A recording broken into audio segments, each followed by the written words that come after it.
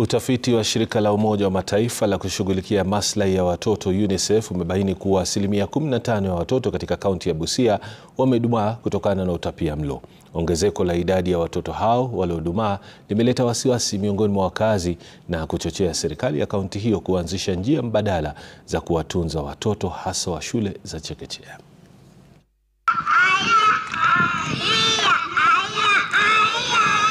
Mpango wa lishe kwa wanafunzi wa chekechea zaidi ya 50,000 kwa shule 460 katika kaunti ya Busia unatarajiwa kudhibiti hali ya kudumaa kwa watoto.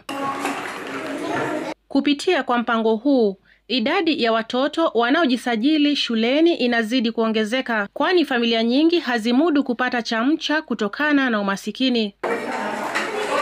Wakuu wa shule pamoja na wazazi wamesifia mpango huo wa lishe, wakisema kuwa umesaidia pakubwa kuongeza maradufu idadi ya wanafunzi wa chekechea wanaohudhuria masomo kila siku, mbali na wengi wao kumakinika darasani.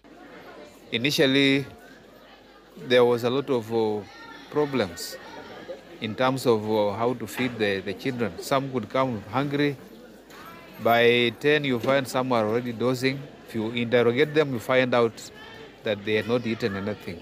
We want to appreciate the work that the government has come up with, especially on the feeding program of our ECD children. And actually it has improved on the attendance of their lessons. And they are also happy because they are getting meals that they have never eaten in their homes.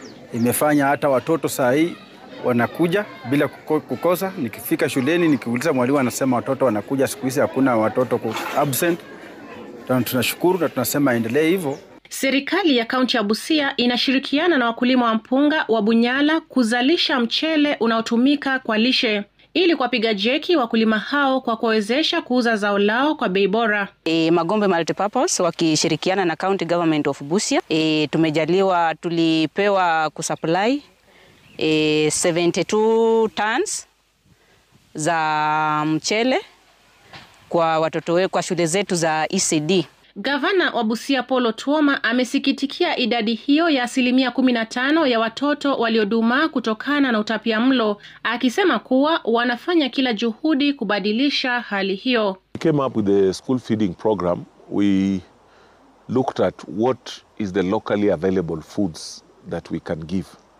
And we said we don't want imported rice. We must support the local cooperatives that are producing very healthy organic rice. Aidha, amefichua kuwa anapanua shamba chini ya mradi wa kuzalisha mpunga wa Bunyala ili kuhakikisha wakulima wanakuza mchele wa kutosha kuendeleza mpango wa lishe kwa wanafunzi wa chekechea. We are having lower, Nzoia, what we are calling Lower Nzoia irrigation expansion program. That means we want to add in another 5,000 acres of irrigated land in Bunyala.